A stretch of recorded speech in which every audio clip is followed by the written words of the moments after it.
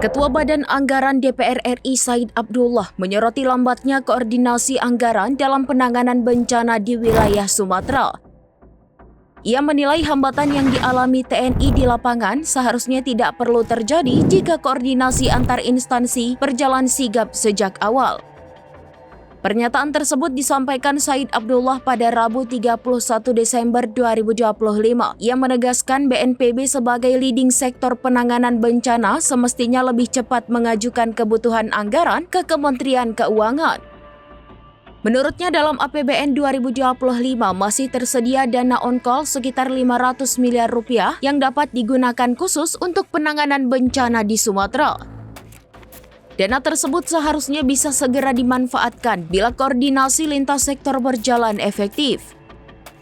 Said menambahkan Kementerian Keuangan sebagai pengelola fiskal negara seharusnya dapat memberikan dukungan penuh termasuk untuk kebutuhan TNI Angkatan Darat dalam pembangunan jembatan Bailey guna membuka akses wilayah terisolasi. Ia menilai kebutuhan anggaran untuk mobilisasi hingga pemasangan jembatan Bailey tidaklah besar, sehingga tidak semestinya menjadi kendala serius apabila koordinasi antar lembaga dilakukan dengan baik. Di sisi lain, Said menyatakan dukungan penuh terhadap langkah TNI Angkatan Darat yang telah memobilisasi seluruh sumber daya yang tersedia. Ia juga mendukung kebijakan Presiden Prabowo Subianto yang berencana menambah jumlah jembatan Bailey demi mempercepat pemulihan akses masyarakat terdampak.